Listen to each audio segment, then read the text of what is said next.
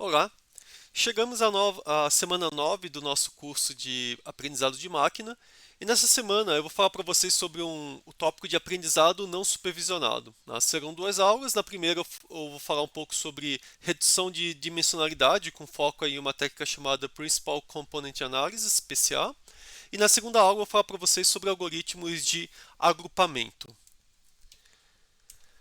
Então, começar definindo aí o que é o aprendizado não supervisionado. Porque até agora o que a gente viu? Nós vimos os métodos supervisionados, que são aqueles onde a gente fornece os exemplos em conjunto com seus rótulos. Tá? Então vamos pegar o exemplo lá dos imóveis da Califórnia. Então o que a gente fornecia? A gente fornecia algumas informações, né, sobre algumas regiões, como o número médio aí de cômodos, qual que é a renda média da região, latitude, longitude, várias outras informações que são relevantes e fornecer também qual que era o preço do imóvel naquela região. E daí, a gente usava esses métodos para quê, normalmente? Para tentar achar a relação entre esses preditores e as respostas. Tá? E essas relações a gente podia usar elas tanto para poder entender aí um pouquinho, né, sobre como os preditores estão relacionados com a resposta, às vezes a gente quer simplesmente gerar esse entendimento, ou a gente poderia usar para tentar prever, no caso de novos exemplos onde a gente não tem o rótulo, qual que seria o rótulo. Então a gente pega um outro exemplo lá de alguma região que não estava no conjunto inicial de treino, né, que a gente usou para treinar o modelo, e daí esse modelo vai lá e consegue prever qual que vai ser o valor do imóvel naquela região. Então esses são os métodos que a gente viu até agora, que são os supervisionados. Tá? E por que vem esse nome supervisionado? Tinha uma coisa importante também. Porque é como se a gente tivesse lá um professor dizendo para o método qual que é a resposta correta. Por isso que a gente chama de supervisionado. Eles estão sendo treinados com uma supervisão. Então, ok? É, Agora, o que a gente vai ver agora são os métodos que a gente chama de não supervisionados. E como vocês devem esperar, são os casos onde não existe essa supervisão, o que significa que a gente não tem os rótulos, ok? Então, sempre que a gente pensa em métodos não supervisionados, são aqueles casos onde, são aqueles métodos que a gente consegue pegar, a gente vai utilizá-los em exemplos sem rótulos, tá? Sempre que a gente não mostrar rótulos, a gente vai mostrar só os exemplos, a gente está trabalhando com métodos não supervisionados. Tá? Bom, a primeira dúvida que pode surgir é que eu quero fazer com dados sem o rótulo? Quer dizer, para que serve isso daí? Tá? E o principal motivo para eu querer usar método não supervisionado é que muitas vezes eu realmente não tenho os rótulos, ok? Eu posso ter lá um exemplo com um monte de pessoas lá que. Vamos pegar o caso da diabetes que a gente mexeu algumas aulas atrás, né? A gente tem lá um grupo de pessoas. Essas pessoas, a gente tem um monte de informações fisiológicas dessas pessoas, mas a gente não sabe ainda se elas vão desenvolver diabetes em algum momento, tá? Mas a gente quer simplesmente tentar agrupar essas pessoas para tentar ver se existem grupos com similaridades. Então, ó, aqui eu tenho um grupo onde as pessoas nesse grupo aí elas têm uma idade um pouquinho mais avançada, elas têm um BMI um pouquinho mais alto ou um nível glicêmico um pouquinho mais alto. Aqui eu tenho umas outras que já são um pouco mais jovens, o índice aí de glicemia mais baixo, talvez o índice aí de colesterol mais baixo e vários outros indicadores, né? E o que esses métodos permitem é que a gente consiga separar esses grupos automaticamente, quer dizer, eles tentam ver aí grupos que têm características parecidas, né? Os preditores são parecidos e tentam, por exemplo, agrupar, ok? Na verdade, essa é uma das possíveis aplicações, tá, de aprendizado não supervisionado, mas tem outras também. Tá? Mas só falar mais um pouquinho do agrupamento, a gente pode pensar, o pessoal usa muito isso daí, por exemplo, você quer estar no mercado e você também quer traçar perfis de consumidores, né? Então, esse consumidor aqui costuma comprar aqui os itens mais da cesta básica, esse daqui não, esse daqui vai lá e gosta de comprar muitos doces, esse daqui gosta de comprar produtos mais fitness, e daí também esses métodos permitem que a pessoa que está analisando lá os dados consumidores consiga agrupar aí os consumidores, ok? Então esse tipo de ferramenta ele é bastante útil em vários cenários, tá? A gente acaba não falando muito deles, a gente foca muito em métodos de aprendizado supervisionado aqui na disciplina, em geral na disciplina quando fala de aprendizado de máquina, né? Basta ver os livros de aprendizado de máquina, onde métodos não supervisionados em geral eles têm um espaço bem pequeno, tá? Mas eles são uma ferramenta importante aí em várias situações, ok?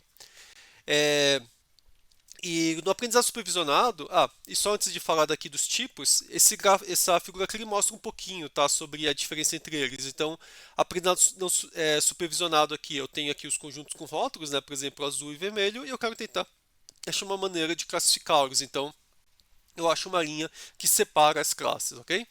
E o não supervisionado não, vejam que estão todos da mesma cor, porque eu não tenho rótulo, e o que eu posso querer fazer aqui? Por exemplo, eu posso querer separar em dois grupos, ok?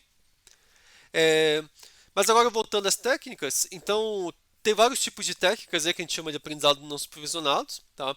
Algumas são utilizadas quando a gente quer visualizar dados, porque acontece, imagina que a gente tem dados com 50 preditores diferentes, quer dizer, 50 dimensões, eu não consigo visualizar dados em 50 dimensões, provavelmente vocês também não. Vocês conseguem visualizar o quê? Talvez duas, três no máximo, ok? Porque três em geral na tela não fica tão fácil de visualizar. Normalmente a gente visualiza em dois, mas até três a gente ainda consegue um pouquinho. Tá?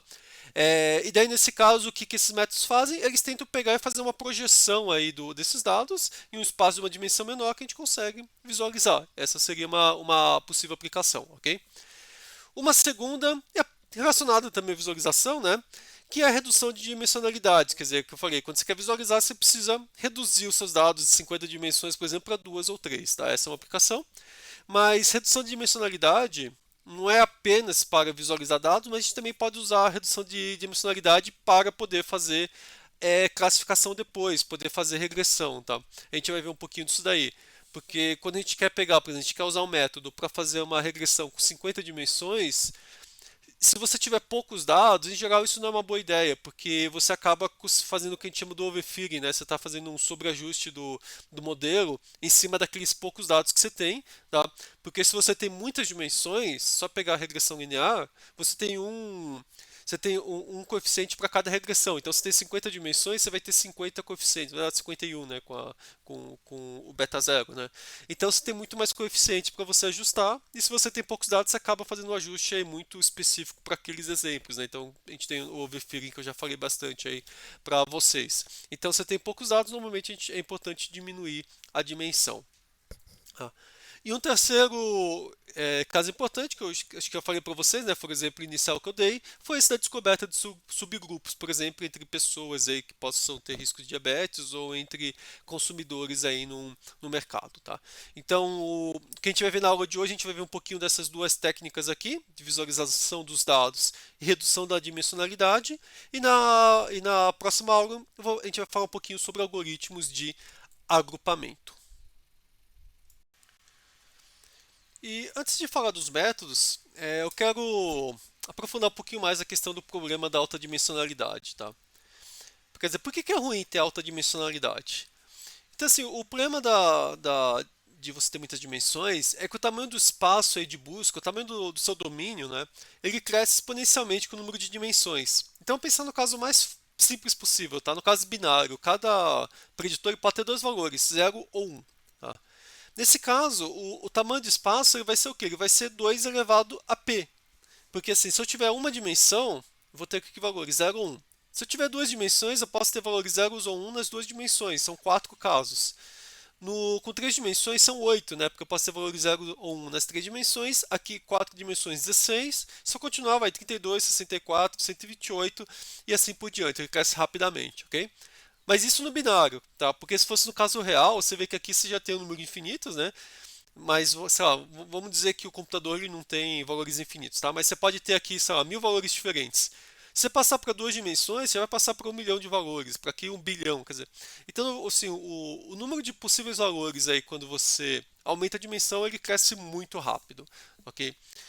E daí, assim, a ideia de a gente poder projetar em menos dimensões é porque a gente pode, em alguns casos, eles podem ajudar tanto na visualização quanto na classificação, tá? Mas nem sempre, tá? Então, acho que isso aqui é um exemplo. Esses exemplos eu peguei aqui do livro do Hands-on Machine Learning, do Guéron. Tá? E aqui, assim, eu tenho um caso de um conjunto de exemplos onde eu tentei pegar justamente quer dizer, o autor tentou pegar justamente essa superfície aqui, tá? E as dimensões que ele projetou foram nessa superfície aqui, ok? E daí ele foi projetar aqui. Então vejo que aqui ficou super fácil de visualizar, né? Onde que estão os exemplos amarelos, onde que estão os verdes e a linha que separa eles. Tá?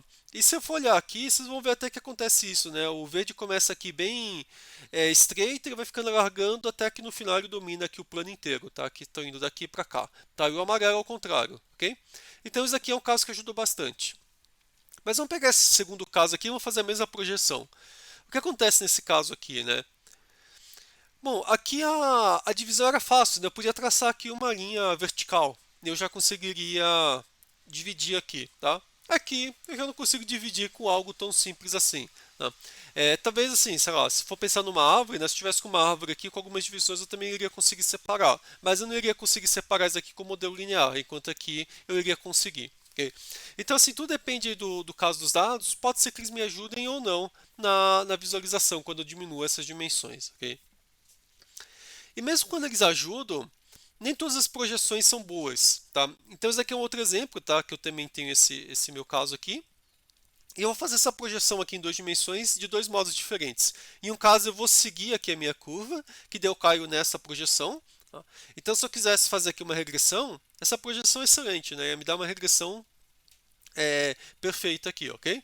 Agora, se eu fizesse a projeção usando os eixos x1 e x2, é como se eu estivesse olhando essa figura aí de cima para baixo, ok? Então eu tô pegando o eixo x3, eu tô comprimindo ele, tá? Eu estou olhando de cima só o eixo x1 e x2, eu ficaria aqui com esses valores. Talvez se eu quisesse fazer uma regressão agora ia ser muito difícil, né? Quer dizer, eu ia acertar alguns valores aqui e aqui, mas aqui no meio provavelmente eu ia acabar errando tudo, tá? Ia ficar com um resultado bem ruim, né? Então, assim, quando reduzir a dimensão e fazer essas projeções, em alguns casos ajuda, outros não. Tá? E é muito difícil saber de antemão se vai ajudar ou não. Quer dizer, nesse caso aqui, a gente consegue ver rapidinho, né, se vai ajudar ou não. Mas no caso com 50 dimensões, que a gente não tem essa visualização inicial, muitas vezes é difícil. Tá? Então, em geral, quando a gente quer fazer essa questão de reduzir a dimensionalidade, a gente inicialmente vai lá e tenta diminuir a dimensão e ver se melhora o desempenho, se a gente consegue classificar ou não melhor. Se piorar ou não melhorar, algumas vezes a gente pega e a gente acaba desistindo e mantendo na dimensão original. Tá? Uma coisa que a gente tem que pegar e acaba tendo que avaliar aí um pouquinho, ok?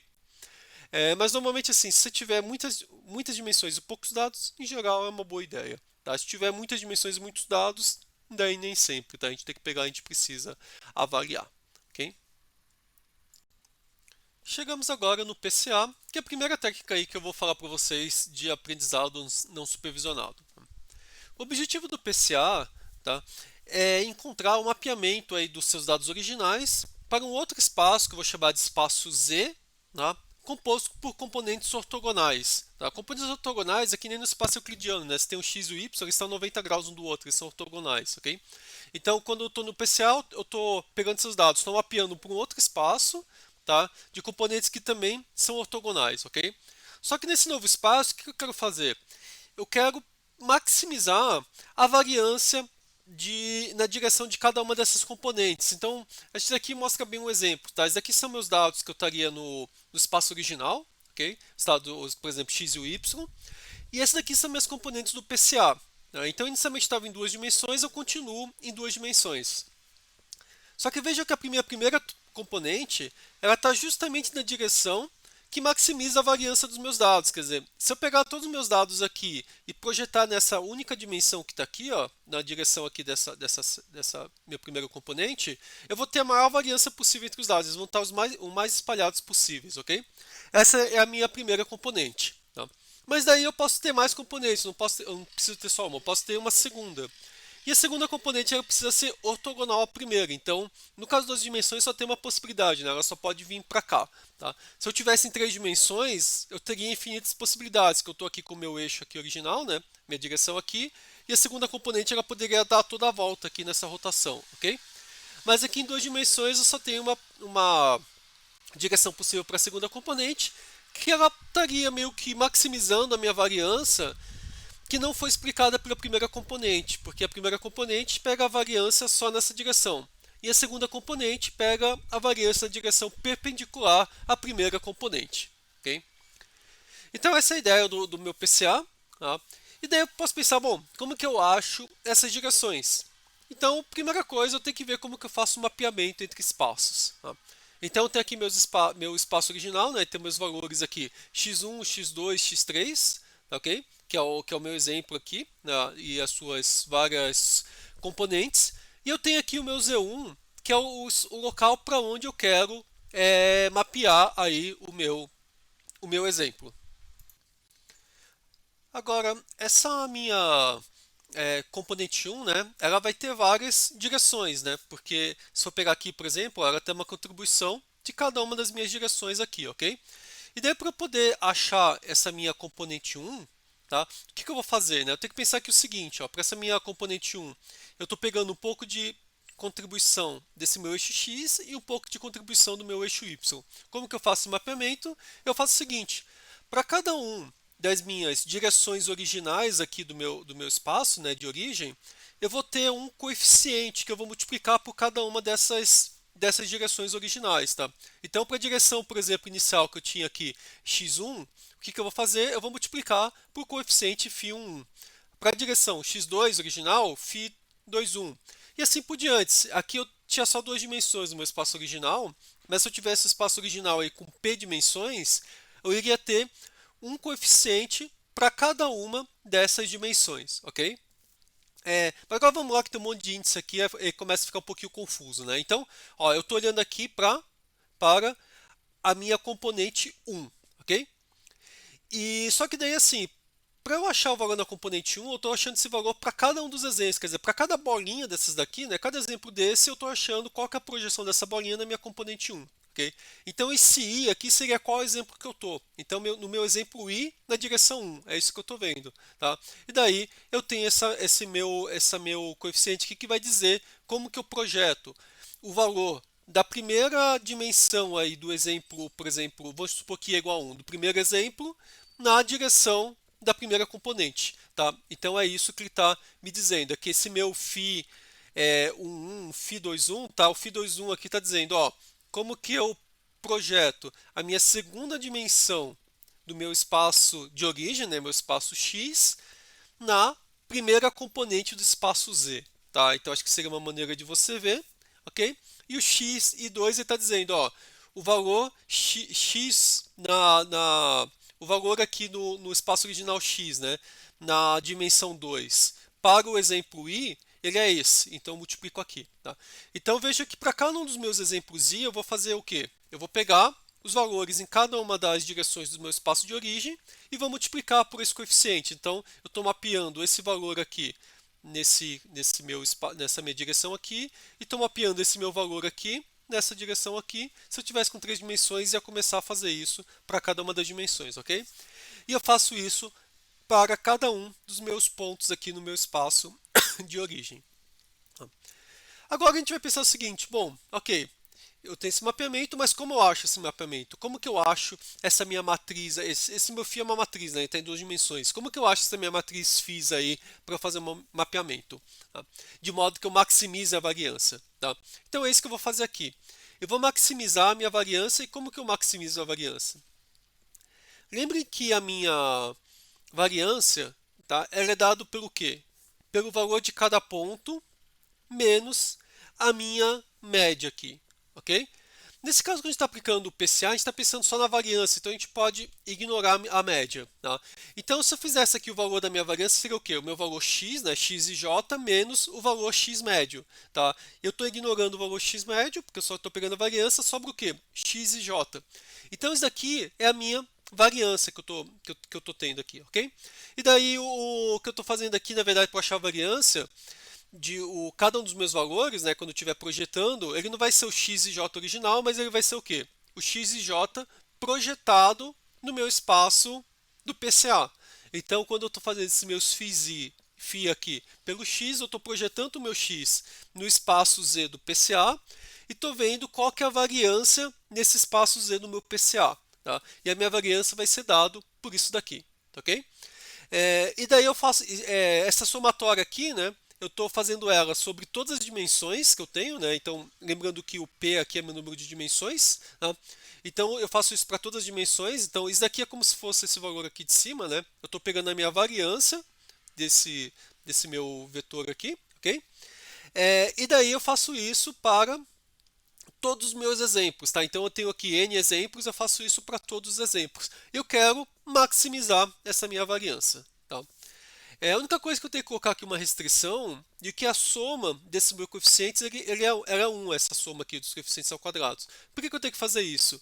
Porque se não fosse isso, eu quisesse ter uma variância máxima, o que eu faria? Eu colocaria φs infinitos, porque com valor maior a variância é maior, tá ok? Então eu tenho que pegar e definir aí uma restrição, falar, ó, a soma deles é 1, é como se do quadrado deles é 1. Então é como se eles estivessem numa esfera, tá? E tudo isso aqui é para encontrar a primeira componente. Tá? Para fazer a segunda componente que eu faço um processo similar, só que agora eu ponho essa restrição que ela vai ter que ser perpendicular à direção Z1. Tá, ok? Mas a ideia aqui é parecida, eu faço isso aí para o que sobrou, né, o que não foi explicado na direção Z1, daí eu faço esse mesmo processo aqui. Ok? É, uma coisa assim, normalmente, tá? Eu mostrei aqui uma formulação um pouquinho mais simples, mas uma outra formulação para quem já estuda a parte de álgebra linear, é que você também consegue formular com conjunto, com a ideia dos meus autovalores e autovetores, tá? Então, eu poderia pegar a minha matriz aí de covariância, eu poderia encontrar aí os autovetores dela, que seriam aí justamente as minhas direções aí no meu PCA, e meus altos valores que estão relacionados aqui à amplitude aí do meu vetor, tá? Então, muitos pacotes, inclusive, usam essa formulação de autovetores, autovalores para fazer o cálculo, tá? Só que aqui eu acho que fica mais fácil fazer essa explicação aqui, a explicação também que ele faz no livro, acho que acaba sendo um pouquinho mais direto, não precisa ter esse conhecimento aí de autovalores e autovetores aí, para quem não fez álgebra linear, ok? Outra coisa assim, a princípio, tá? Quando a gente faz o PCA, ele vai achar um espaço cujo número de dimensões é igual ao espaço original. Tá? E daí o mapeamento, inclusive, é um mapeamento que é inversível. Você pode ir do espaço original para o PCA e vice-versa. Tá? Mas normalmente quando a gente quer usar PCA, o objetivo principal é diminuir o número de dimensões. Então o número de componentes, tá, que eu vou chamar esse número de componentes de M, o número de componentes que a gente acaba usando, em geral, ela vai ser menor do que a dimensionalidade P dos dados originais. Por isso que a gente fala que a gente está fazendo uma redução da dimensionalidade e quase sempre que a gente vai usar PCA, a gente vai tentar reduzir essa dimensionalidade. E vamos ver agora um exemplo de aplicação do PCA. Tá? Então, nesse exemplo aqui do lado, tá, a gente está usando um banco de dados aí de crimes aí em diversos estados dos Estados Unidos. Tá? Ele contém algumas informações como índice de roubos, índices de homicídios, índice de estupros e população. Okay? Então, bom, aqui a gente está no caso com 4 dimensões, né, que a gente não consegue visualizar muito bem. Tá? Então, eu vou pensar, bom, vou tentar aplicar o PCA para visualizar melhor esses dados, tá? Ou talvez até fazer uma classificação depois. Então, o que foi feito aqui foi aplicado o PCA aqui com 2 dimensões. Tá?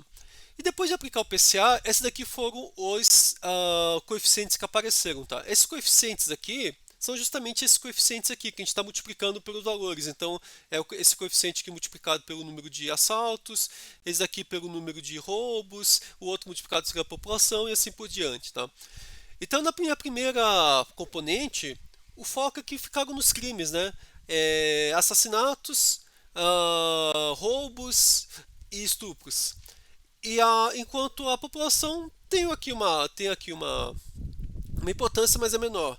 Já a segunda componente ela focou muito mais na população e agora a contribuição aqui dos crimes ficou um pouco menor.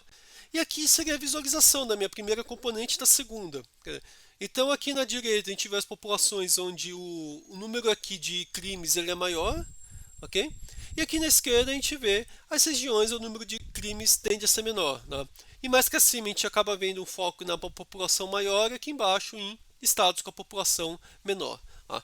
Então, veja que agora com o PCA eu consigo visualizar muito melhor, né? Porque se eu tivesse em 4 dimensões, eu não ia nem saber como começar a visualizar, tá, ok? E aqui ele tentou deixar de um jeito onde eu estou maximizando a variância em cada direção. Então, aqui eu estou tentando deixar os dados aí com uma variabilidade máxima, né, no eixo X, que você vê onde tem uma variabilidade. E depois aqui no segunda componente, toda a variabilidade que não entrou na primeira, ele tenta achar a direção aqui de máxima variabilidade aí de todo mundo que não entrou na primeira dimensão, ok? Então, assim, a gente poderia usar isso para classificação, mas para visualização também funciona bem. Tá? Então, essa seria um primeiro exemplo aí de como que se poderia aplicar o PCA. Tá? Uma coisa importante, tá, é que quando você vai aplicar PCA, normalmente, especialmente se as variáveis elas tiverem dimensões diferentes, em geral a gente vai querer normalizar elas. Tá? Por quê? Porque pensa, a população urbana vai ser gigantesca, né? Pode ser da ordem de muitos milhões. Agora, quando eu vou olhar para a quantidade de crimes, talvez eu vou ter na casa de dezenas, centenas, milhares, depende do crime e da região. Quer dizer, então vai ser muito. As ordens de grandeza vão ser muito diferentes. Então, por exemplo, se eu aplicasse isso daqui o PCA diretamente nos dados sem fazer essa normalização, o que ia acontecer, né? Ó, a população aqui ela domina totalmente, tá? E aqui no caso de crimes, de longe o que mais tem são assaltos. Tá? Então o que ia acontecer? A primeira dimensão ia ficar dominada só pelos assaltos e a segunda dimensão só pela população. Quer dizer, homicídios, estupros iam ficar praticamente sumidos aqui no meio. Por quê? Por causa das ordens de grandeza que são muito diferentes aqui. Agora, quando eu normalizo, você vê que os três tipos de crimes eles acabam tendo contribuições similares aqui, tá? E eles são também da mesma ordem que a população urbana, ok? Então, em geral, se eu estou com o PCA, normalmente vou querer normalizar os dados, tá? Em geral, só não vou normalizar se todas as direções originais estiverem na mesma dimensão, né, com a mesma dimensionalidade, eu achar importante aí manter esses valores relativos entre elas, tá, ok? Então, nesse caso aí, eu não faria a normalização. Bom, eu vou falar agora de mais algumas propriedades importantes aí do PCA, né? Uma delas é que assim, o PCA, né, como a gente está sempre tentando pegar essa direção de maior variabilidade nos dados, uma coisa que acaba gerando também seria uma linha ou um plano que mais se aproxima dos exemplos, tá? Então aqui eu estou num caso aqui que eu estou com os exemplos em três dimensões. Então eu poderia pegar e traçar aqui um plano em duas dimensões. E daí o que esse plano aqui ele ia gerar? Ele ia gerar aqui essa direção que passa mais perto de todo o meu conjunto de dados, ok? E daí, o que o pessoal está fazendo no final é mapear esses dados que estão espalhados nesse meu plano aqui.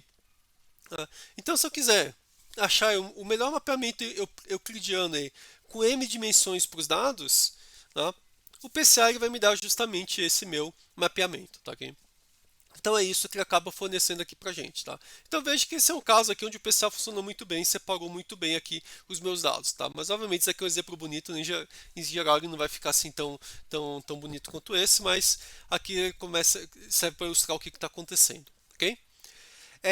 Uma segunda coisa é a questão de, bom, quantas dimensões que eu escolho para o meu PCA? Tá?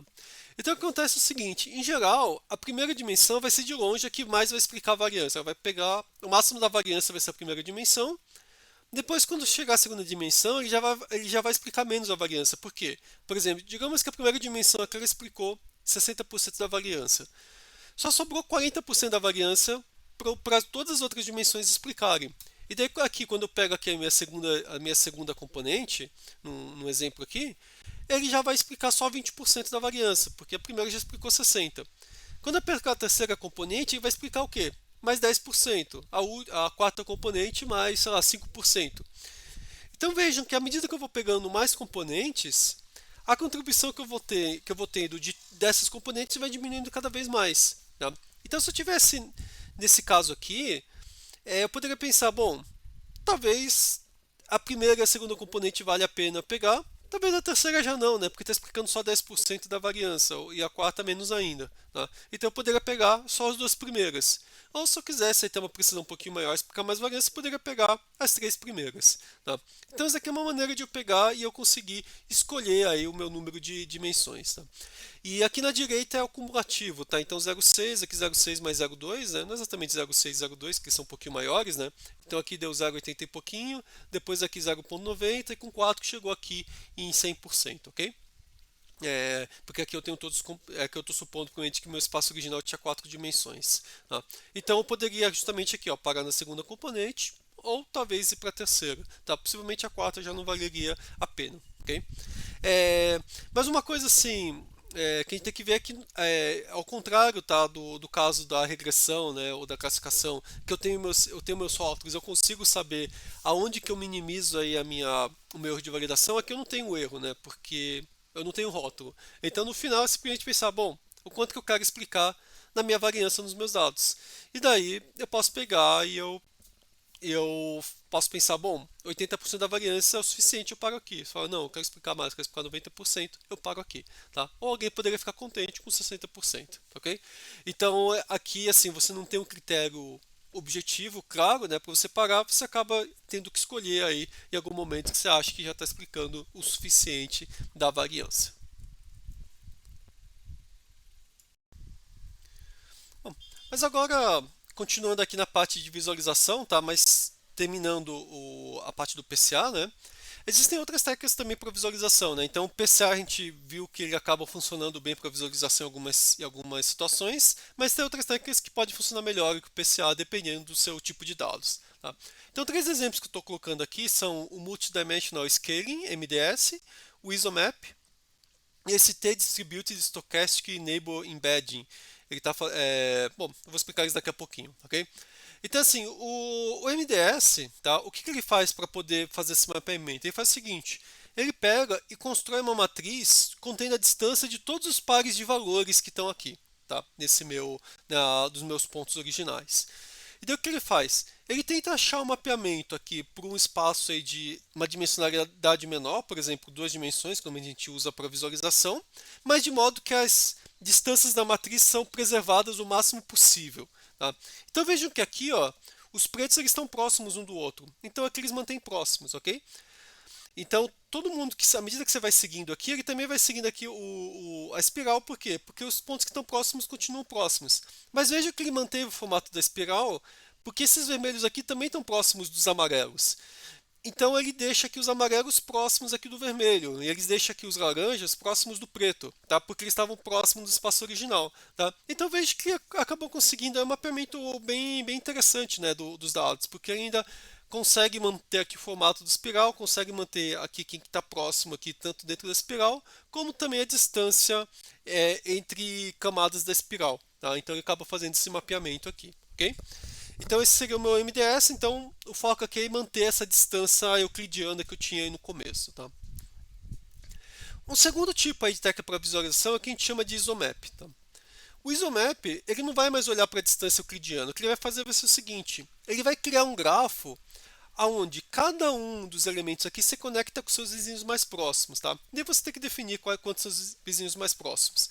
Mas a ideia aqui é o seguinte, se você tivesse aqui nessa espiral aqui, esses pontos aqui em vinho aqui, vermelho escuro, eles vão estar conectados entre eles, mas eles não vão estar conectados com os amarelos, porque os amarelos já estão longe, eles não estão próximos o suficiente. Então ele conecta só com esses vizinhos aqui. Tá?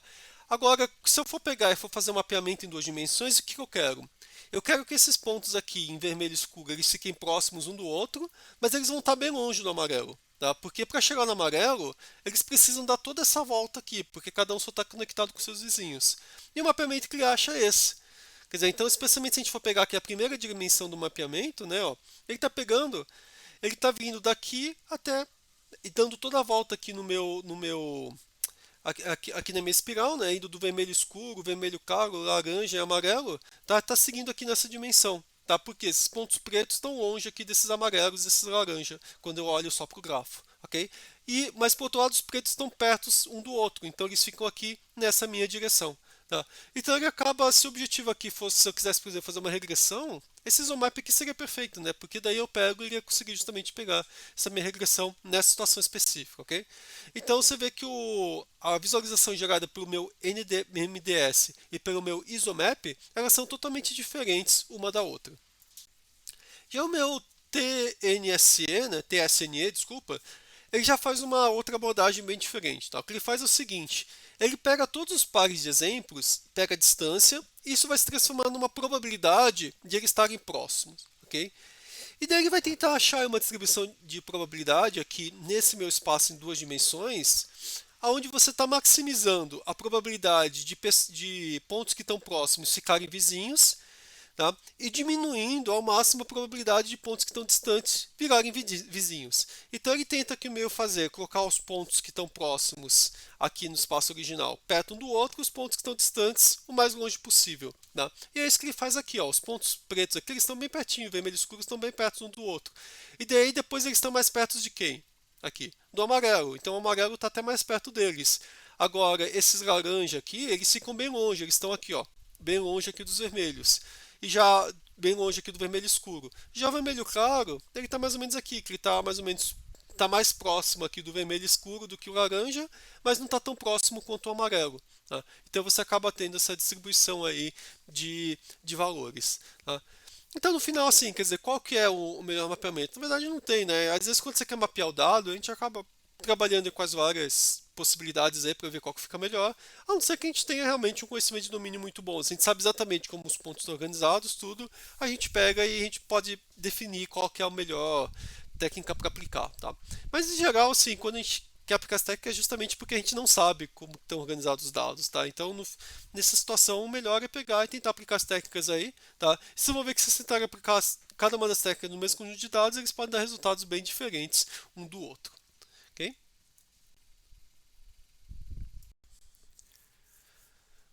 Bom, e como eu tinha comentado, os resultados do PCR eles também podem ser usados depois como entrada para a gente tentar fazer uma classificação ou uma regressão, né?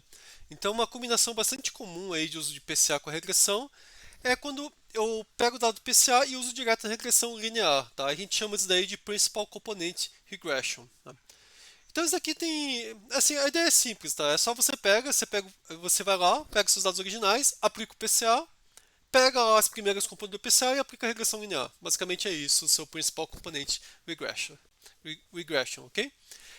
Então aqui tem um exemplo aqui de dois cenários, tá? Na esquerda eu tenho um caso onde tem 50 exemplos e 45 preditores, e todos eles são importantes para a resposta. E na direita, no caso onde eu tenho 50 exemplos e também 45 preditores, tá? Só que apenas os 5 primeiros preditores são importantes para a resposta, o restante eles são aleatórios, tá? A ideia é que todos eles têm a mesma variância, que são na mesma distribuição, só que alguns são importantes e outros não. Então o que acontece? Quando a gente pega aqui aplica aqui o PCA nesse caso da esquerda, né, onde todos os preditores são importantes, o que a gente vê, à medida que a gente vai diminuindo, aumentando a quantidade de componentes do PCA, o, a minha, o meu bias, né, que eu tenho, o meu viés que eu tenho aqui no meu resultado, ele vai diminuindo, né? Por quê? Porque eu tenho mais componentes, consigo fazer uma previsão um pouquinho melhor, tá? Mas por outro lado também aumenta a minha variância, quer dizer, eu estou com mais componentes, eu acabo fazendo um ajuste aí mais justo aí nos dados, né? E quanto mais componentes eu tenho, eu acabo tendo uma variância maior, né? Porque daí eu tenho mais dimensões para trabalhar. Então, mais variações com o de dados geram mais variações nas minhas respostas aqui, né? E daí eu tenho aqui um ponto ideal, que está mais ou menos aqui em torno de 15 componentes, tá? Então, com 15 componentes eu estou minimizando aí o meu erro aqui no meu erro no meu MSE, tá? Que é o meu erro no conjunto de testes, ok? Então, assim, usando aí 15 componentes, eu acabo já pegando um pouquinho da contribuição de todos os meus preditores em 15 componentes, tá? Que é onde eu estou minimizando o meu erro, tudo bem? Agora, quando eu pego e eu tenho um cenário que apenas 5 são importantes, vocês veem que aqui o PC acaba não conseguindo minimizar muito aqui o erro com poucos componentes, né? Quer dizer, ele precisa usar aqui praticamente todos os componentes, né? Mais de 30 componentes das 45 para chegar aqui no mínimo, tá? E o que acontece, né? Por que que isso acontece? Porque assim, veja que a variância aqui não mudou muito, né? O quanto que está aumentando. Parece que está mais baixo, mas a escala está diferente aqui, tá? Então presta atenção. Mas o que acontece é que o viés demora muito para cair, tá? Isso ocorre porque assim, o PCA está tentando encontrar quais são as direções com maior variância. Só que as direções com maior variância não influenciam nada na resposta, hein? Até porque dos 45 preditores, só 5 são importantes, e todos têm a mesma variância. Então o PCA não consegue aprender a dar uma ênfase maior aos 5 preditores que são importantes. Ele dá uma ênfase igual a todos. Tá? Por isso que você acaba precisando de muitas dimensões aqui. Mas por outro lado, se eu pegasse aqui um exemplo aonde os 5 primeiros componentes principais que são os relevantes para a resposta, quer dizer, é como se eu estivesse pegando esses meus 45 preditores, achando os 5 componentes principais, né? E falando, ó, só esses que são relevantes para a resposta, esse seria o cenário perfeito para o PCR, né? Tanto que você vê que com 5 componentes ele já zera aqui o valor do MSE, tá? Desculpa, do meu viés, ok? E fica aqui muito baixo. Então aqui é onde eu tenho justamente o meu mínimo aqui no meu erro do conjunto de teste. Tá? Então esse aqui seria o cenário ideal. Tá? E veja que aqui do lado eu estou comparando aqui o laço, tá? Que é a minha linha sólida, e o meu read, que é a minha linha pontilhada. Tá? E veja que o meu PCR é um pouco parecido com o laço, né? Porque o laço também, né? Ele pega, ó, ele cai rapidamente aqui o meu número de dimensões aqui, tá? Então possivelmente porque aqui o laço ele está conseguindo aí encontrar aí quais são os fatores que são importantes aí para o meu para a previsão, tá? O read regression é a mesma coisa, tá? Ele também pega e consegue encontrar, tá? Mas o read acaba ficando um pouquinho melhor, né, do que o laço. Vejam que o erro dele aqui ele fica um pouquinho mais baixo, porque nesse caso aqui todos os componentes eles têm alguma contribuição, então o read ele acaba conseguindo pegar melhor todos os componentes que têm predição, enquanto o Astra ele acaba tendo esse viés aí de você tentar zerar aí ou deixar muito baixo o valor de algumas componentes, tá? Então o read aqui está um pouquinho mais parecido com o que o PCR ele está fazendo, ok? Mas você fala, bom, tudo bem, mas então o PCR em alguns casos funciona bem, quer dizer, no cenário ideal ele funcionou bem, mas em outro, que é o cenário mais adverso, que está aqui, ele funcionou super mal, né? Enquanto no meio termo ele funcionou razoável aqui, ok? Eu vou pensar, bom, será que tem alguma maneira de eu achar as dimensões de um modo que eu, por exemplo, nesse caso aqui, eu consiga funcionar bem, eu consiga achar justamente essas dimensões aqui que são as mais importantes, tá? E a verdade é que dá. Tá? E daí a gente tem uma outra técnica parecida, tá? Isso aqui não tem absolutamente nada de não supervisionado, mas como estou falando aqui de PCR, tá? É sempre legal falar de PLS. Quando o pessoal fala PCR, o PLS aparece em seguida, então é legal citar com vocês, tá? Mas não tem nada de aprendizado não supervisionado no PLS, tá? Então, assim, o PCA, o problema que ele tem em alguns casos é que ele escolhe a direção dos componentes independentemente dela ser relevante ou não, tá? Agora, o PLS ele faz justamente o contrário, ele vai tentar justamente escolher as direções que são mais relevantes para a resposta, tá? Então, o que ele faz aqui? Ele faz o seguinte, ó. Ele pega para cada uma das minhas componentes, ele faz uma regressão linear simples dessa componente com a resposta. Tá? Então, se eu tivesse aqui nesse meu exemplo aqui, ele pegaria minha primeira direção, meu primeiro preditor, e faria a relação dele com a resposta. Depois, o segundo preditor, a relação dele com a resposta. O terceiro, dele com a resposta. E o que ele acaba achando? Ele acaba achando que algumas têm uma relação direta, né? Por exemplo, talvez os 5 preditores aqui que são importantes, e para os outros ele não ia achar relação. E daí, o que ele faz? Ele pega o resultado dessa regressão linear, né, e usa esse coeficiente da regressão linear simples aí do preditor para definir o coeficiente da minha primeira direção, da minha primeira componente do PLS. Então, o PLS, a primeira componente dele vai ter o quê? Ela vai ter justamente o coeficiente da regressão simples de cada um dos preditores para a minha resposta. Então, ela vai estar focando aí, ela vai estar dando uma ênfase, né, justamente na direção que tem uma maior relação com a minha resposta. Tá? Então, provavelmente nesse caso aqui, o PLS funcionaria bem, que ele acaba achando as direções aqui que são mais importantes, tá? Ao contrário do meu PCA, ok? Nesse caso aqui, eu acho que eles iriam ter um desempenho um pouco mais parecido. Bem, então aqui é um exemplo que está inclusive na página do Scikit-learn, que eles comparam os dois casos, né? Então aqui seria o PCR, né, junto com o PCA, né? Então nesse caso aqui eu tenho a minha primeira dimensão e aqui eu tenho o valor do y, né? Então você vê que assim ele projeta uma primeira dimensão onde ele está achando o máximo aí da minha variabilidade, né, dos meus dados, mas você vê que ele não tem muita informação sobre o y, ok? Agora, se eu estivesse usando o PLS, o que ia acontecer? Porque na minha primeira direção, eu ia ter uma projeção aqui, tá? Na direção de máxima variabilidade, do mesmo modo que aqui do meu PCA, tá? Do meu PCR, só que você ia ver que aqui ele também ia ter uma informação sobre o eixo Y, tanto que ele ia pegar, ele ia traçar numa direção e que acaba seguindo um pouquinho a tendência aí do valor da minha resposta, tá? Então, nesse caso aqui, para gerar a predição, o PLS ia funcionar melhor, tá, ok?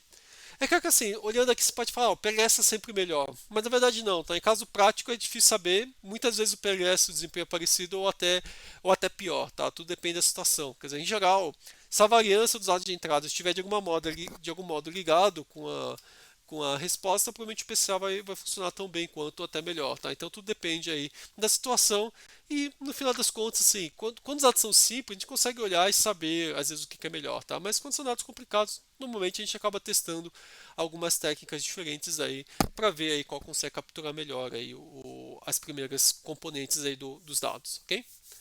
Então é isso que eu queria falar para você de teoria. O que a gente vai fazer agora? Vamos tentar usar essas técnicas aí no Scikit-learn, tá bom? Então iniciamos agora a parte prática da aula. Então novamente eu deixei tudo pronto aqui os scripts para ficar um pouquinho mais rápido aí o vídeo. E aqui no começo eu estou importando as classes aí, as funções que normalmente a gente usou em outros casos, né? Então regressão linear, o string test split, standard scaler, tudo coisa que a gente já conhece aqui. Eu vou usar os dados da Califórnia, novamente, que a gente já usou em outras aulas. E as classes novas que estão aqui são a do PCA, né, que a gente vai usar aí para fazer o aprendizado não supervisionado, e o PLS Regression aqui, PLS Regression, que a gente vai usar aí para fazer a regressão, ok? Então eu vou pegar, vou importar aqui. Então aqui eu estou puxando o conjunto aqui do Califórnia, tá? Então estou puxando como data frame, eu separo aqui os conjuntos de dados, né? Que está o X, o Y aqui meus targets, minhas respostas. Depois eu faço minha normalização usando o standard scaler, né? Só relembrando que aqui eu primeiro transformo, ele acaba gerando uma matriz, depois eu coloco a matriz de volta aqui num data frame, ok? Do Pandas. E aqui eu faço a divisão em treino e teste, tá? Fazendo uma divisão 80% para treino e 20% para teste. A gente não vai usar aqui conjunto de validação porque eu não vou ficar fazendo seleção de parâmetros, aqui seleção de modelos, a gente vai simplesmente rodar os modelos no treino e depois olhar o que acontece no teste, ok? Então aqui só para a gente dar uma olhadinha o que tem no meu Pandas, né? No meu data frame. Então tenho 16 mil exemplos, é bastante, tá? Então é um dataset bem grande. E aqui todos os meus valores estão normalizados, tá? Estão da minha renda, a idade média das casas, o número médio de cômodos, de quartos, a população da região, a ocupação média dos imóveis, latitude e longitude, ok? Então todos estão com uma média de 0 e um desvio padrão aqui de 1, tá? Então está tudo normalizado aqui, ok? Aqui eu tinha deixado só para ver um pouco dos resultados, né? Só para mostrar que o resultado aqui vai ser uma regressão, né? Porque você tem diferentes valores aqui pro valor da saída, ok? Eu vou dar o X aqui só porque ele fica muito grande, ocupa muito espaço. Então vamos começar aqui pelo PCA. Né? Então para usar o PCA a gente usa uma classe no scikit chamada PCA, tá? Tudo maiúsculo. E o único parâmetro que ela recebe é o número de componentes. Quer dizer, tem outros parâmetros opcionais, tá? Mas o principal aqui é o número de componentes que ela vai ter. Então eu pego, eu passo o número de componentes para criar minha classe, ok? Do mesmo modo que quando eu crio a classe que na regressão linear eu tenho que passar alguns parâmetros, né? Então aqui o parâmetro que eu passo é o número de componentes. E aqui dentro, depois que eu crio ela, eu posso fazer meu fit. Que daí eu vou justamente fazer o quê? Eu vou achar lá os valores daqueles meus coeficientes para eu poder fazer o mapeamento do meu espaço original, que está no meu conjunto de treino, né, no meu conjunto de treino X, para o espaço do PCA, ok? E quando eu uso uma componente, significa que eu estou achando só uma direção. Tá? Em seguida, o que eu vou fazer? Eu vou criar aqui um scatterplot, tá? Onde eu vou passar os dados, então, transformados, tá? Então, só lembrando que assim, quando eu faço fit aqui, o que ele devolve? Ele devolve aqui o meu objeto, que é o objeto que é o meu modelo que foi feito o ajuste. Né? Então ele contém, por exemplo, a minha matriz com as transformações. E daí se eu quiser pegar os dados do treino transformados, eu aplico esse PCA aqui, .transform, que daí eu transformo aí para o meu espaço aí do PCA, ok? Então isso vai estar no meu eixo X. No meu eixo Y eu vou mandar colocar todo mundo como 1, tá? Só para ver como que fica, porque tem uma dimensão só. E aqui o alfa 0.3, é sempre legal às vezes deixar um alfa menor do que 1 quando tem muitos pontos, porque daí, como ele está meio transparente, o alfa ele marca o grau de transparência, quando tem muitos pontos no mesmo local, você vê lá a cor mais sólida, e quando tem poucos pontos você vê meio transparente, tá? Então, ó, a gente vai rodar aqui, tá? Então você vê que ele é bem rápido, né? E daí assim, a gente vê que os pontos estão distribuídos aqui em um eixo aqui, tá? Depois a gente pode até ver o que tem aí nesse eixo. E aqui a gente tem os valores deles, ok? Quer dizer, onde eles estão distribuídos. Então, assim, está quase todo mundo distribuído aqui nessa região, mas tem alguns ou poucos pontinhos que estão distribuídos aqui nos meus valores extremos. Eu tinha esquecido de colocar isso quando eu preparei a aula, mas vamos dar uma olhadinha aqui quais que são os valores que aparecem aí nas minhas componentes. Quer dizer, quando eu olho aqui para esses features originais, tá? Como eles são utilizados para gerar a primeira componente, ok? Então no meu PCA, eu tenho lá um campo chamado components. Components, né? Deixa eu tentar dar um print nele e vamos ver se funciona. Isso, ele achou aqui, ok? Então aqui a gente vê quais são os componentes que aparecem aqui no meu PCA. Então eu vou imprimir antes também, então as minhas colunas, porque daí eu consigo... Qual que é o meu dado mesmo? É xtrain.columns. Vou pegar minhas colunas aqui, ok? Então aqui eu tenho minhas colunas e a importância delas, né? Então o que a gente vê? Nessa minha primeira componente, os fatores mais importantes aqui são o meu número médio de cômodos e o número médio de dormitórios. Esses são os fatores aí que tem maior peso nessa minha primeira componente, ok? Tem outros que tem um fator bem pequeno, da ocupação, população, idade da casa, um pouco da renda também. E aqui também a minha a latitude e longitude acaba aparecendo aqui, tá? Mas o mais forte aqui de longe é o meu tamanho aqui dos meus imóveis. Então, quando a gente olha para cá, a gente pode dizer que provavelmente assim, aqui para a direita, a gente tem os imóveis maiores, né, com mais cômodos, mais quartos, e para a esquerda, provavelmente os imóveis menores, tá? E daí aqui você tem uma variabilidade também olhando aí para esses outros atributos, tá ok? É, bom, então a gente consegue ver qual que foi a primeira componente que ele achou. Tá? Ele olhou primariamente para pelo meu número aí de quartos e de cômodos. Tá? Aqui eu vou fazer a mesma coisa aqui em cima, tá? Só que agora em vez de colocar no eixo y1 só o valor 1, eu vou colocar o valor realmente da predição, o valor da minha regressão. Olhando para esse gráfico aqui, eu já vou conseguir ter uma boa ideia se essa dimensão é suficiente para fazer uma boa regressão ou não. Tá? E daí é esse aqui que eu vejo. Quer dizer, então para valores mais à direita, parece que está um pouquinho mais alto aqui, né? Os pontos, mas não está muito claro assim, né? Mas o grande problema é que está todo mundo aqui concentrado aqui, né? Então, o que acontece, né? Provavelmente, porque como os componentes principais aqui dessa primeira componente aqui, né? Elas são o número de quartos e de cômodos, provavelmente tem um monte aqui que fica mais ou menos próximo do número de quartos e cômodos. Então aqui acaba sendo até meio difícil de separar as coisas, né? Então, assim, já dá para imaginar que provavelmente uma componente não vai dar para fazer muita coisa aqui, né? Mas aqui a gente consegue, então, ter uma ideia, tá? Mas assim, olhando aqui a gente fala, bom, possivelmente a minha primeira componente aqui não vai ser suficiente para eu fazer uma boa regressão. Uma outra coisa que eu posso imprimir, agora aqui em cima, porque que eu acabei também não imprimindo, é o seguinte. Você pode ir no seu PCA, você pode imprimir aqui o seu Explained. Deixa eu ver se ele aparece aqui. Não, então deixa eu olhar aqui. Explained Variance. Então, o quanto da minha variância que é explicada. Então, vou pegar aqui Explained Variance. Eu consigo ver quanto da minha variância foi explicada aí nessa minha componente. É PCA ponto.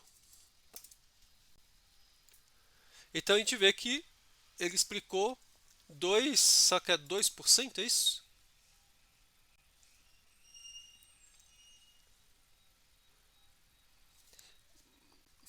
Deixa eu colocar aqui o ratio, porque o ratio aparece em porcentagem. Porque 2% é muito pouco também, né? Vamos ver aqui em porcentagem. Tá. Ele está explicando 28% da variância. Então, provavelmente, se eu fizer uma regressão aqui, não é que ela não vai prever nada, mas provavelmente não vai ser tão boa, tá? Depois a gente vai fazer a regressão aqui, eu não vou entrar nisso por enquanto, ok? Agora vamos tentar trabalhar então com duas componentes. Tá? Vou fazer aqui a mesma coisa, só que agora eu vou fazer duas componentes. Tá? E eu vou colocar agora no eixo X a primeira componente, no eixo Y a segunda componente, e aqui para colocar o valor do y, eu vou usar a cor do meu ponto, tá? Porque assim, porque se eu olhar aqui eu estou em duas dimensões, né? Então se eu colocar a primeira e a segunda componente, eu já usei todas as minhas dimensões. Mas uma maneira de colocar uma terceira dimensão no gráfico, qual que é colocar a cor, tá? Então o valor do y aparece na minha cor aqui, ok? É, Então minha primeira componente é a mesma que tinha aparecido aqui em cima, essa mesma aqui, ok? Então se a gente vê que seria essa daqui, né? Então você vê que ela está concentrado quase todo mundo aqui nesse cantinho. E a minha segunda componente era uma componente ortogonal à primeira que aparece aqui. Tá? Veja que a segunda componente também não ajudou muito, né? Porque ele continua ainda meio próximo, tudo meio próximo aqui da origem, né? E talvez uma regressão aqui ainda não vai funcionar bem, porque você vê que está tudo misturado aqui, os pontos pretos, amarelo, né? Que provavelmente a cor aqui, o que acontece? As cores mais claras, amarelo, possivelmente são os valores mais altos, e as mais escuras, os azuis, são os valores mais baixos. E dá pra ver que está muito próximo ainda, né? Então, eu não sei se dificilmente vai ser fácil fazer uma boa regressão aqui, ok? Só uma coisa também aqui que vocês devem ter olhado no código. Teve um local aqui que eu acabei fazendo um transpose, mas acho que não precisa. Deixa eu só ver aqui. Ah, não, precisa sim, desculpa. Tá aqui em cima também. Por que eu fiz esse transpose aqui? É porque isso tem a ver com o formato, tá? Então não vou entrar muito em detalhe aqui, mas quando você vai fazer o scatter aqui, ele espera que você vai receber dois vetores, né? Aqui e aqui, tá? Mas quando o seu PCA ele devolve o seu resultado, ele devolve um conjunto de vetores bidimensionais. E aqui ele espera dois vetores unidimensionais. Então, quando eu faço esse transpose, ele troca, tá? Então, em vez de ser duas colunas e um monte de linhas, ele vai ser duas linhas e um monte de coluna. Por isso que eu tenho que fazer essa transposição, ok? E daí eu pego a primeira linha e a segunda linha, tá?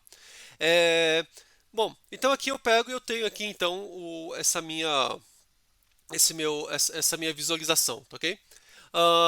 Eu posso pegar aqui também, eu vou pegar esses mesmos comandos que eu usei aqui em cima, eu vou usar aqui embaixo também, para a gente ver o que acontece aí com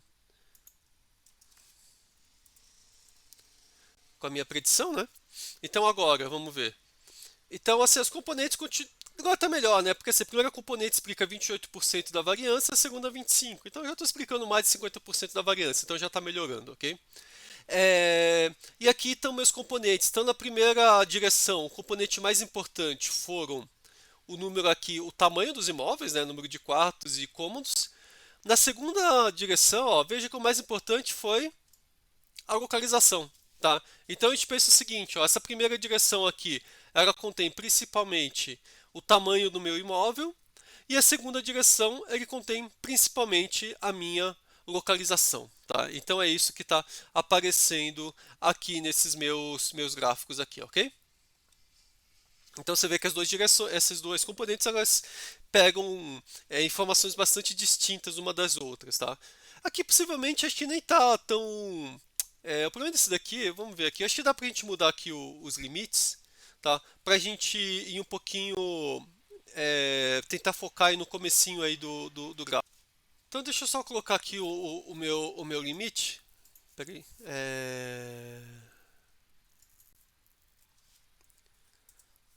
Antes do show, plt.xlim. Vou ficar entre o que? Sei lá, entre menos 10 e 40, só para tirar aqueles extremos. E vou fazer no Y também. Tem que até só ver se está correto aqui o meu. Aqui eu vou ficar também entre menos 10 e 20 no Y. Vamos ver aqui se dá certo. Tá. Então aqui a gente consegue ver um pouquinho melhor, tá? Então você tem aqui no eixo X e aqui tem no eixo Y, tá? Mas ainda assim você vê que não dá para distinguir, fazer a minha regressão aqui, ok? Mas vamos agora continuar aqui, então. Bom, agora vai pensar. Vamos tentar então fazer o fitting aqui dos meus dados, tá ok? Mas vamos tentar usando os componentes do meu PCA, tá? Então, vou pegar aqui.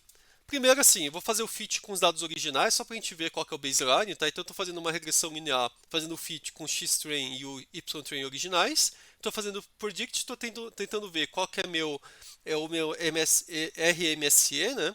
E o meu R quadrado, tá? Então ficou 0,72 RMSE e o R2 ficou, o R quadrado ficou 0,60. Então está explicando 60% da variância. Agora aqui embaixo, eu vou fazer uma regressão linear com o PCA, seria o meu PCR. Tá? Então, primeiro eu faço aqui o treino, eu estou pegando somente uma componente para aplicar aqui a minha regressão linear. Daí eu estou fazendo o meu fit aqui, fazendo o transform do meu xtrain para essa componente. Tá? Então, eu estou fazendo o fit só para com a primeira componente aí do PCA. Depois estou fazendo o predict, só que agora no predict eu faço a transformação dos dados de teste, ok? Uma coisa importante, tá? Quando você quer aplicar o PCA nos seus dados de treinamento e teste, você tem que aplicar o PCA só nos dados de treinamento. Você não pode usar os dados de teste para o PCA, porque senão você está meio que trazendo um pouco de informação dos dados de teste para o seu treino. Então você não pode fazer isso, ok? Então quando você vai fazer o fit do PCA, você faz só com os dados de treino, tá? Então depois aqui eu faço regressão linear, então uso os dados de treino para fazer o fit, né, do agora do meu modelo de regressão linear, já transformado pelo PCA. E depois eu faço o predict usando os dados de teste transformados no PCA. Tá? Eu não posso esquecer que eu tenho que transformar os dois aqui, porque se eu transformar só de treino, os dados de teste não vão fazer sentido nenhum para eu fazer a predição. Tá, ok? E depois aqui eu faço a predição. Tá? Os dados do Y não transformo, porque os dados do Y continuam iguais. Eu não estou reduzindo a dimensão. Tá? Ele só tem uma dimensão os dados do Y. Ok? Então se eu rodar, vejam que ó, com uma dimensão só do PCA fica horrível, né, a regressão. Tá, ok? Ele explicou 1% aqui do resultado, tá? E daí alguém vai falar, mas por que aqui em cima ele explicou 20% da variância, 28%, e aqui ele explicou só 1% do resultado, tá? Porque são coisas diferentes, quer dizer, lá em cima ele está explicando a variância dos dados X, tá? Dos preditores, ok? É isso que ele está explicando lá. Aqui ele está explicando qual que é a variância dos resultados de teste. Tá? Então, se a variância dos dados de treino não estão relacionado com a variância dos dados de teste, pode acontecer isso. Quer dizer, ele consegue explicar bastante da variância dos dados de treino, mas na hora dos dados de teste ele não explica quase nada. E é justamente o que aconteceu aqui, ok? Agora vamos pegar aqui dois componentes, vamos ver se melhora. Continua péssimo, né? Vamos pegar três componentes. Continua muito ruim. 4. Com 4 ele começou a ir melhor. Tá? Então você vê que assim, nesse caso aqui, quer dizer, o PCA, né, inicialmente, eu tinha 1, 2, 3, 4, 5, 6, 7, 8 dimensões. Tá? Com 3 ele não consegue capturar informação suficiente para ele poder fazer uma boa regressão. Com 4 ele começa a capturar um pouquinho. Okay? Agora se eu pegar com 5, está aumentando ainda. Com 6, com 5 para 6 acho que ele não mudou muito, né? Então talvez 5 componentes seria o que precisa aí, ok? Mas ainda assim você vê que ele está abaixo, tá? Do 0,60. Ó. Então eu vou continuar com 6. Com 7 ele chega aqui, tá? Então, assim, eu diria que eu não preciso das 8, mas se eu quiser ficar próximo do resultado final, eu precisaria de 7 componentes, se eu quiser explicar 60% da variância, ou se não, precisaria de 5. Tá?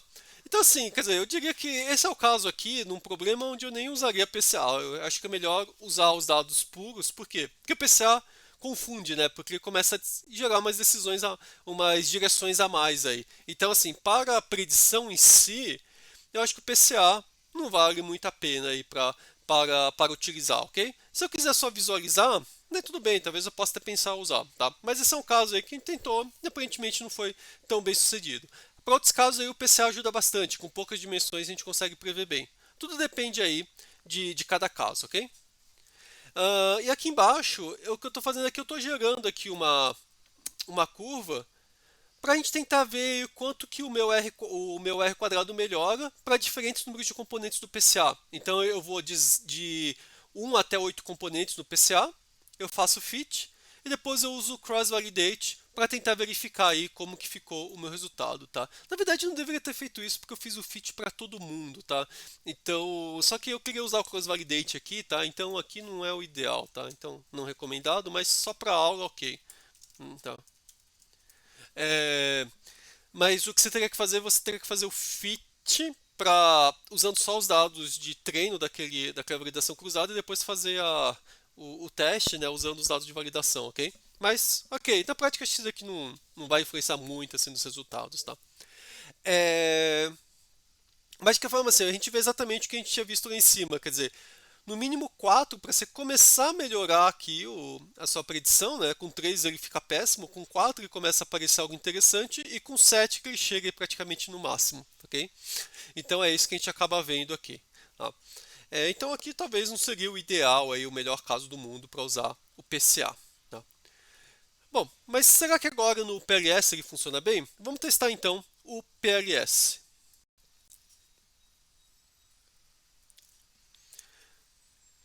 Então, no caso do PLS, existe uma classe aí no Python chamada PLS Regression, que é o que a gente usa para fazer a regressão aí com PLS, tá? Aqui você também passa o número de componentes e a mesma coisa, só que agora, quando você vai fazer o fit, você pode colocar o X-Train e o Y-Train direto, por quê? Porque aqui ele mesmo já faz toda a transformação para você, tá? Então você não precisa ficar fazendo o transformer. Ele é uma regressão como se estivesse fazendo aqui com linear regression, ok? Depois o predict a gente passa com x-test também, porque de novo a transformação é feita dentro da própria classe aqui e a gente calcula os erros. Tá? E aqui vocês vão ver, ó, com PLS, com uma componente só, eu já consigo quase 50%, tá? Então para esse caso aqui o PLS é muito melhor do que o PCA. E aqui acho que a gente também pode olhar para o PLS quais que são os preditores que ele usou. Vamos dar uma olhadinha aqui. Eu não sei se eles são os mesmos valores, mas vamos ver. Vamos tentar colocar aqui. Só que agora, em vez de PCA, eu vou chamar de PLS. Vamos ver se ele tem todos aqui. Não, ele não tem o componentes, então eu acho que ele usa o coeficientes. Deixa eu ver aqui, porque ele é parecido com regressão linear. Vamos ver aqui, deixar só o coef. Tá, agora apareceram os coeficientes, tá? Então o que, que ele está usando aqui? Você vê que agora, se ele vê que o coeficiente que mais, o preditor que está mais ligado aí ao preço é a renda média, né? Vocês lembrarem na aula passada, quando a gente viu lá no Chap Values, né? O preditor que tinha a melhor relação aí com a saída era a renda média. E isso aparece justamente aqui, né? Então ele é o que tem o maior valor aqui. E daí ele pega um pouquinho de cada um dos outros, mas ele está pegando a renda média aí como o preditor mais importante de longe, né, comparado com os outros aí. Porque lembra que está todo mundo normalizado, então ele está dando um peso realmente muito maior para a renda média daquela região e faz sentido. Quanto maior a renda das pessoas que moram lá, provavelmente os imóveis são mais caros, né, porque as pessoas de geral também ainda maior costumam comprar imóveis mais caros, ok? E aqui embaixo eu posso fazer o meu R quadrado, né? Então a gente vê aqui, ó, o R quadrado aqui ele vai subindo quase linearmente aqui até chegar no máximo aqui em torno aqui de 4 componentes, vai. Na verdade, o máximo mesmo ele chega no sexto, com 6 componentes, parecido com o PCA, mas com 4 ele já consegue explicar bastante coisa, tá? Bem mais do que o PCA, tá? O PCA aqui com 4 componentes estava abaixo de 0,4.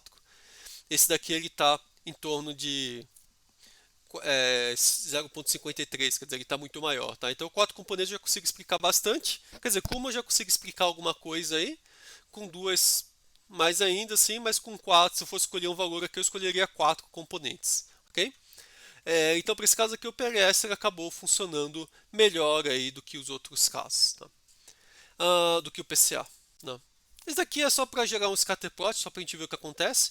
Aqui é o mesmo que eu estava fazendo lá para o PCA. Então, no eixo X, eu pego o PLS transformado, ok? Então, usei o transform que nem eu tinha feito no PCA, e no eixo Y, ponho o Y. Então, vejam que agora, a primeira componente do PLS, ela tá...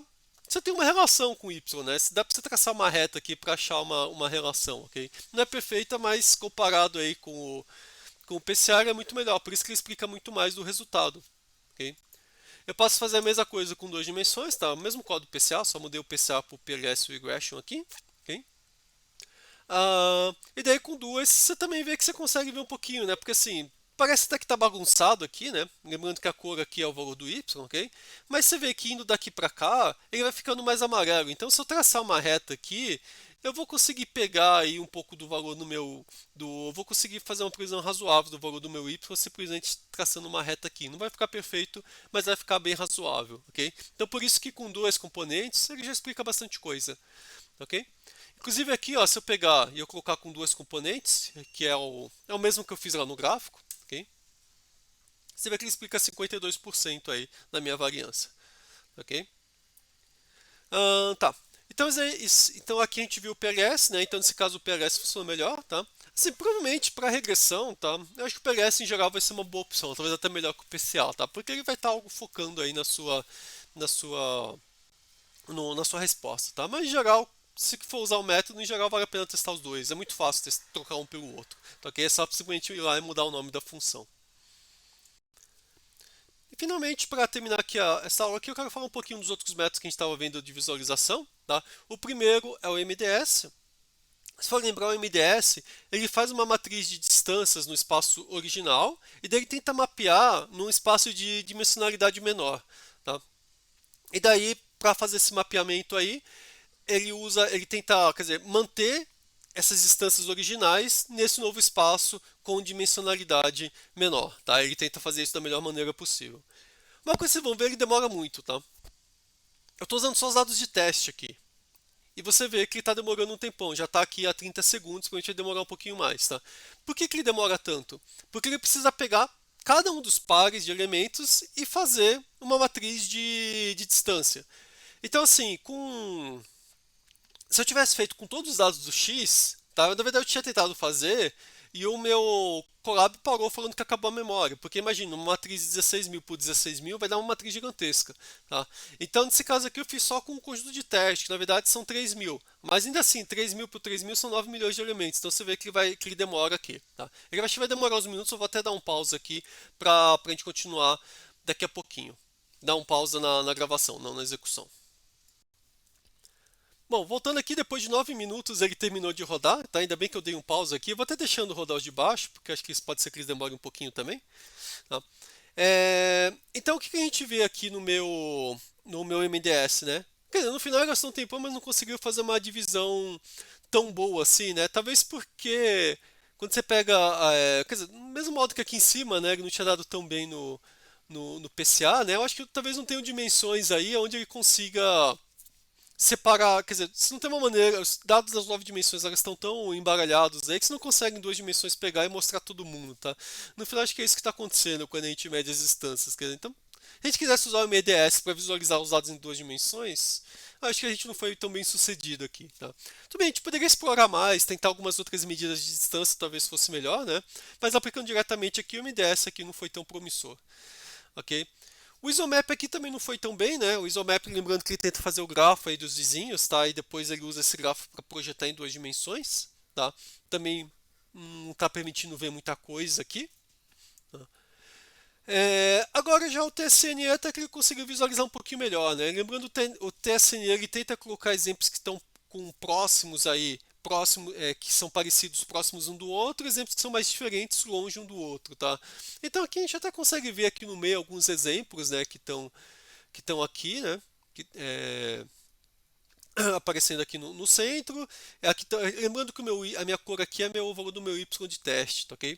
Então a gente vê que os valores mais baixos eles estão mais concentrados aqui, apesar de ter alguns mais altos, e aqui nas bordas a gente tem os valores mais altos aqui em algumas regiões, tá? Então aqui a gente até consegue separar um pouquinho aqui, tá? Porque assim, no final, assim, se o meu TSNE, às vezes o que acontece quando a gente joga aqui, a gente acaba vendo, sei lá, aqui tá todo mundo claro, aqui todo mundo escuro, aqui o pessoal mais no meio, assim, você acaba, muitas vezes você consegue ver isso daí, tá? Aqui a gente vê um pouquinho, né? Os valores um pouco mais escuros aqui no meio e os mais claros indo para a borda, tá? Então a gente vê que a gente consegue diferenciar um pouquinho aí os dados aí simplesmente olhando para esse TSNE, tá? Esse TSNE só ajuda a gente a verificar, falar, será que em 2 dimensões a gente consegue separar os dados? Aparentemente, ok, dá para a gente ver um pouquinho aqui nessas minhas 2 dimensões. Tá?